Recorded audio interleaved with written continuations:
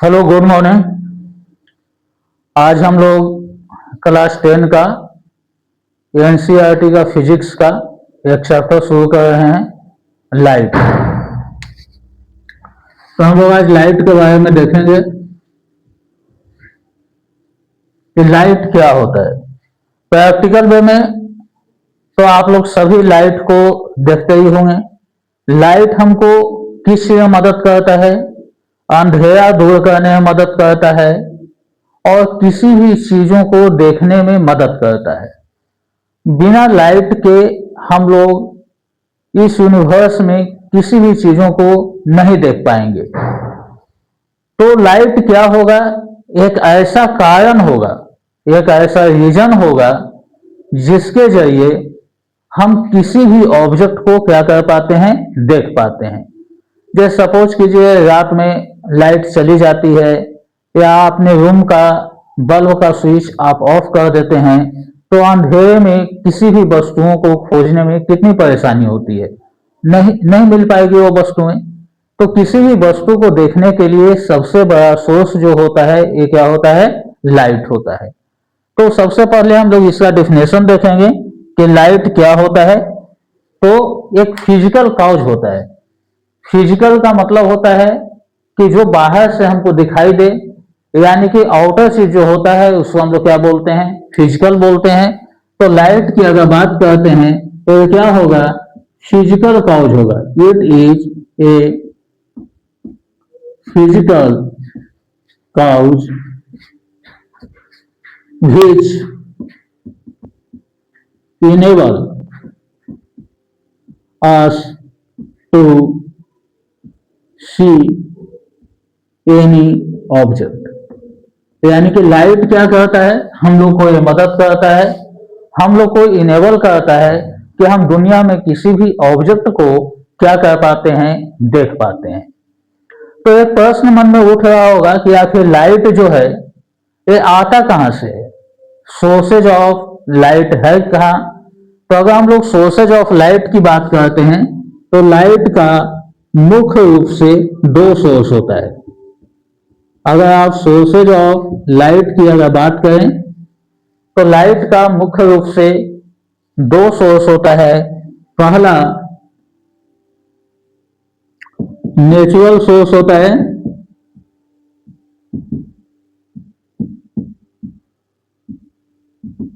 और दूसरा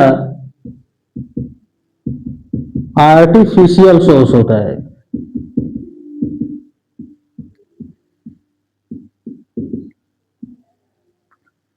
यानी कि इन्हीं दो सोर्स से लाइट हम तक पहुंच पाता है और हम लोग किसी भी ऑब्जेक्ट को आसानी से देख पाते हैं। तो हम बात करें कि नेचुरल सोर्स क्या होता है, तो आपका नाम से ही पता चल रहा है, नेचुरल। नेचर का मतलब प्रकृति के द्वारा बनाया गया, यानी कि जो चीजें किसी वैज्ञानिक ने नहीं बनाई, किसी मानव ने नहीं निर्मित किया, तो सारी चीजें क्या होंगी? नेचुरल चीजें हो जाएंगी।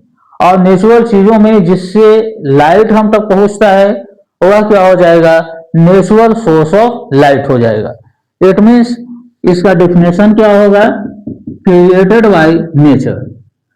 क्रिएटेड बाय नेचर, यानी कि जिस चीजों को बनाने में ह्यूमंस का हाथ नहीं है, ये नेचर के द्वारा बनाया गया है, तो उसको हम लोग क्या बोलेंगे? नेचुरल सोर्स ऑफ लाइट बोलेंगे। और नेचुरल सोर्स ऑफ लाइट में क्या क्या आ जाते हैं? तो आपका सन हो गया, आपका स्टार्स हो गए, ये सारे जो होते हैं ये नेचुरल सोर्स ऑफ लाइट होते हैं। क्योंकि इनमें प्रकाश किसी दूसरे स्थान से नहीं आता है, ये सेल्फ प्रकाश को क्या करते हैं? रिलीज करते हैं। तो ये नेचुरल सोर्स ऑफ लाइट हो गए।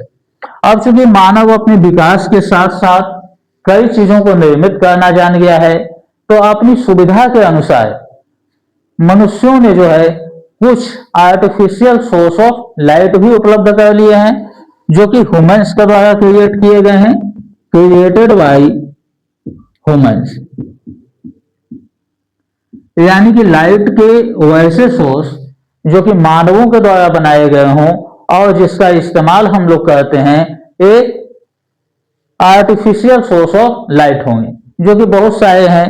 जैसे आप लोग एग्जाम्पल के तौर पर बल्ब की बात करें, टॉर्च की बात करें, लैंप की बात करें, ट्यूबलाइट की बात करें, ये सारे जितने भी हो जाएंगे ये क्या होंगे, आर्टिफिशियल सोर्स ऑफ लाइट हो जाएंगे, क्योंकि इसके बनाने में भगवान का योगदान नहीं है।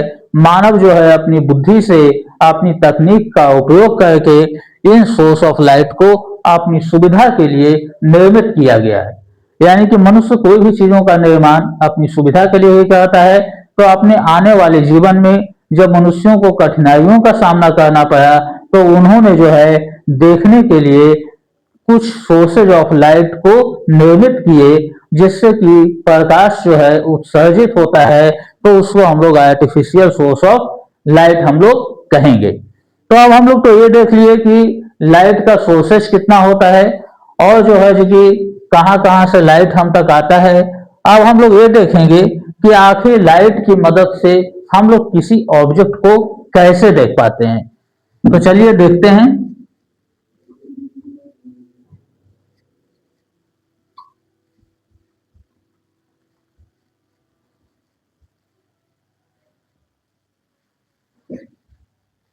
हम लोग ये देखते हैं कि लाइट की मदद से हम लोग किसी भी ऑब्जेक्ट को कैसे देख पाते हैं।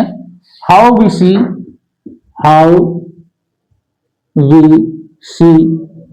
एनी ऑब्जेक्ट, यानी कि दुनिया में जितनी भी वस्तुएं हैं उसको हम लोग कैसे देख पाते हैं। तो अगर आप इस दुनिया में ऑब्जेक्ट्स की बात कीजिए, तो आपके आसपास में ही बहुत सारी वस्तुएं मिल जाएंगी। तो यूनिवर्स का तो बात छोड़ दीजिए, यहाँ तो बहुत सारी वस्तुएं हैं। और क्या एक चीज सोचने वाली बात है कि हर एक ऑब्जेक्ट जो है क्या एक ही जैसा है, एक ही गुण वाले सभी ऑब्जेक्ट हैं, या सभी ऑब्जेक्ट का गुण एक दूसरे से डिफर करता है। तो आप ये पाएंगे कि अलग अलग वस्तुओं का गुण जो होता है, अलग अलग ऑब्जेक्ट का प्रॉपर्टी जो होता है वो डिफरेंट होता है, लेकिन बहुत सारे ऑब्जेक्ट में सेम प्रॉपर्टी पाया जाता है, तो वो एक ग्रुप में आ जाते हैं। तो हमको ये चीज को मुख्यतः समझना है कि ऑब्जेक्ट इस यूनिवर्स में कितने तरह के पाए जाते हैं। तो ऑब्जेक्ट्स को तीन भाग में बांटा गया है मुख्य रूप से। वो देखते हैं कि कौन कौन सा है। तो पहला जो होता है ट्रांसपेरेंट होता है। पहले तरह के ऑब्जेक्ट जो होते हैं ये क्या होते हैं, ट्रांसपेरेंट होते हैं।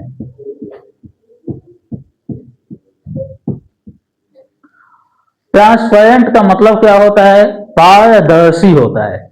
पारदर्शी कहने का क्या मतलब है कि लाइट का एज एक तरफ से दूसरे तरफ पार कर जाता हो, यानी कि किसी भी वस्तु से होकर प्रकाश की किरण एक तरफ से दूसरी तरफ अगर चला जाता है तो उसको हम लोग क्या बोलते हैं, ट्रांसपेरेंट बोलते हैं, यानी कि पारदर्शी बोलते हैं।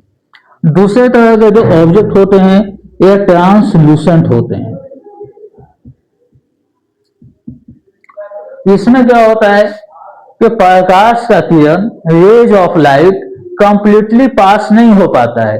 कुछ रेज ऑफ लाइट उस ऑब्जेक्ट से पास कर पाएंगे और कुछ रेज ऑफ लाइट उस ऑब्जेक्ट से पास नहीं कर पाएंगे। तो ऐसे ऑब्जेक्ट को हम लोग ट्रांसलूसेंट बोलते हैं। और एक तीसरे तरह के भी ऑब्जेक्ट होते हैं, वो क्या होते हैं, ओपेक होते हैं। ओपेक का मतलब होता है अपारदर्शी, यानी कि वैसे ऑब्जेक्ट जिनसे प्रकाश की किरणें यानी कि रेज ऑफ लाइट एक तरफ से दूसरे तरफ नहीं जा पाती हैं। तो उस वैसे ऑब्जेक्ट को हम लोग क्या कहेंगे, ओपेक ऑब्जेक्ट कहेंगे। और जब एक तरफ से दूसरे तरफ नहीं जाएगी तो क्या होगा, वो टकरा कर वापस लौटेगी। जैसे एग्जाम्पल के तौर पर अगर आप बात करते हैं, आप किसी दोस्त के यहाँ जाते हैं और उसका अगर दरवाजा बंद है तो क्या आप उसके घर में अंदर जा सकते हैं, नहीं जा पाइएगा। आप क्या कीजिएगा, वापस लौट जाइएगा। या और भी जब आप खेलते हैं कूदते हैं तो अगर एक बॉल ले लीजिए, अगर उसको आप दीवार में मारेंगे तो क्या बॉल दीवार के इस पार से उस पार चला जाएगा, नहीं जाएगा। वो क्या होगा, दीवार से टकराकर वापस आ जाएगा। तो ओपेक ऑब्जेक्ट का प्रॉपर्टी यही होता है कि रेज ऑफ लाइट उस ऑब्जेक्ट से टकराकर वापस आ जाता है। तो वैसे ऑब्जेक्ट को हम लोग क्या बोलते हैं? ओपेक ऑब्जेक्ट बोलते हैं। तो इन तीनों के बारे में हम लोग पहले जानेंगे। तो ट्रांसपेरेंट में हम लोग क्या देखें कि रेज ऑफ लाइट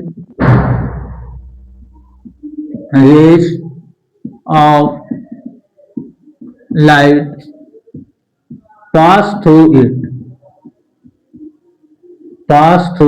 इट, यानी कि इस तरह के ऑब्जेक्ट से रेज ऑफ लाइट क्या होता है? एक तरफ से दूसरे तरफ गुजर जाता है।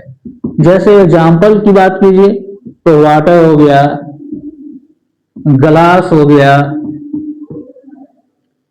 जैसे पानी है, पानी में अगर आप क्या करते हैं, किसी भी भारी बर्तन को डालिएगा तो क्या हो जाएगा? उसमें डूब जाएगा। तो क्या हो गया?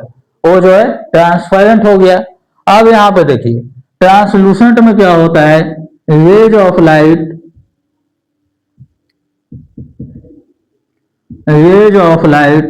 Partially pass through it.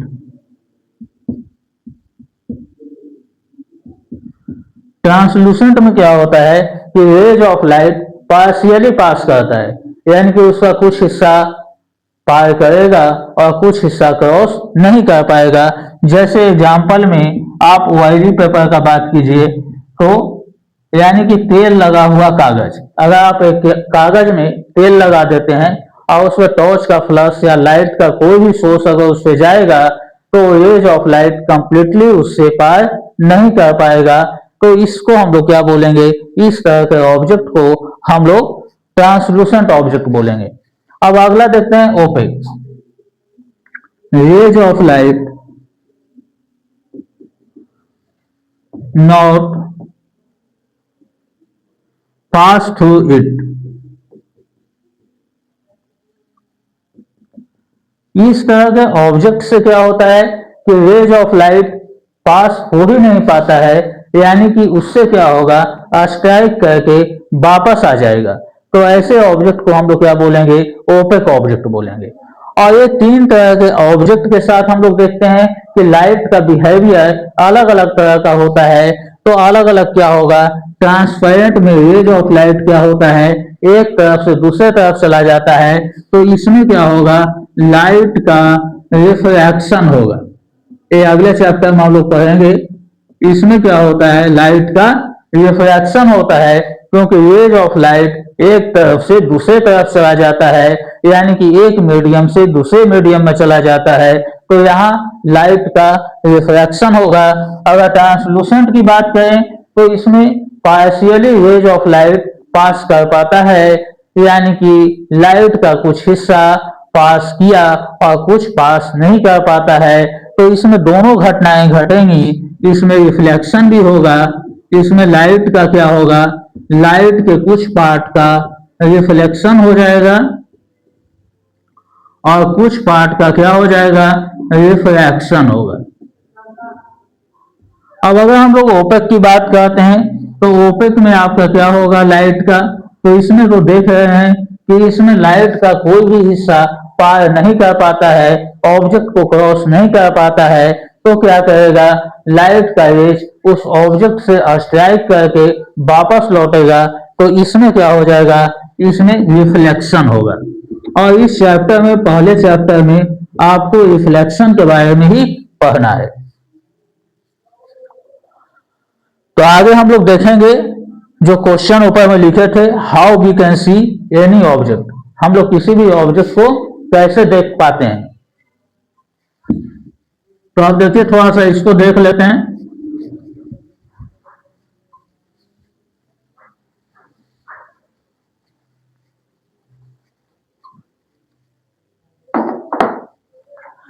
जैसे देखिए यहां पर एक हम सोर्स ऑफ लाइट लेते हैं। जैसे मान लिया जाए कि हम सन ले लिए, एक सोर्स ऑफ लाइट हम लोग लेते हैं। सोर्स ऑफ लाइट, मान लिया जाए कि सोर्स ऑफ लाइट में यहां पर क्या है? यहां सन है और यहां एक व्यक्ति खड़ा है।